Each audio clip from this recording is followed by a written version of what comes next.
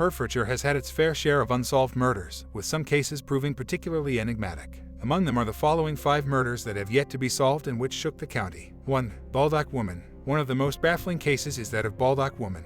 On February 18, 1975, she was fatally struck by one or more vehicles on the A1 near Baldock. Despite extensive investigations, her identity and killer remain unknown 48 years later. According to witnesses, the young woman was likely between 17 and 25 years old and possibly of French origin. She was last seen wearing a distinctively styled Afghan coat, and it is believed she may have been on her way to London. In 2010, a couple named David and Barbara Liversedge claimed that the victim was a French student named Odile, whom they had met in the early 1970s. However, even with this information, the case remains unsolved. Last year, Locate International launched a fresh appeal for information in the hopes of finally uncovering the truth behind the mysterious death of Baldock Woman. 2. Deep freeze murder. The deep freeze murder is another chilling case that remains unsolved in Hertfordshire. On December 30, 1957, 17-year-old Anne Noble vanished while traveling home to Marshall's Heath. Her body, fully clothed and showing signs of refrigeration, was discovered a month later on January 31, 1958, in Rose Grove Woods near Whitwell, Hitchin. Anne had been at a dance in Harpendon's Lurd's Hall on the night of her disappearance. After the event, she boarded the 391 Green Line bus to return home, where she lived with her family. The last sighting of Anne was by Shirley Edwards at around 6 p.m. as she left the bus at the Cherry Trees pub on Marshall's Heath Lane. A resident nearby claimed to have seen the rear lights of a car at the time of Anne's disappearance, and her body was later discovered by 2 dog walkers. She had been strangled and likely sexually assaulted, and the refrigeration of her remains made the case even more macabre. Despite a thorough investigation, including the use of DNA analysis, the lack of evidence means that the identity of Anne's killer is still unknown, and the case remains unresolved.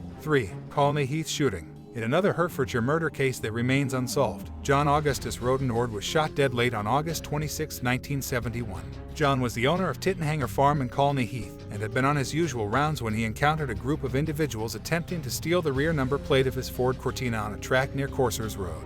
One of the group members shot John, and while a 32-year-old man was later arrested for the murder, he was found not guilty after a trial. Police had discovered 2 revolvers and over 300 rounds of ammunition hidden inside a barrel of grease during a raid of the man's home, and his sister claimed that he had confessed to the murder. Despite this, the true identity of John's killer remains a mystery, and the case remains unsolved. 4. Cuffley Station Suicide Pact. The events surrounding the death of aircraftman and Corporal Frederick Walter Reed in 1939 at Cuffley Station are shrouded in mystery. Frederick was found dead from a gunshot wound to the back during what appeared to be a suicide pact with his girlfriend near the station on May 30, 1939.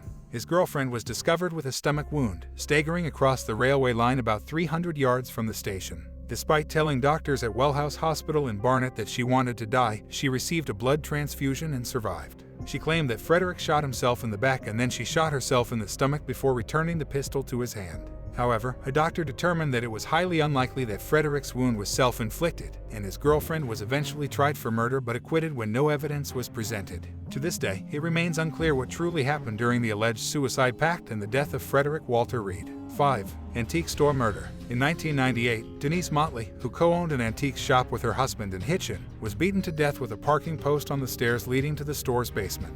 Initially, police suspected drug addicts of being responsible, as the area was known for drug-related crime.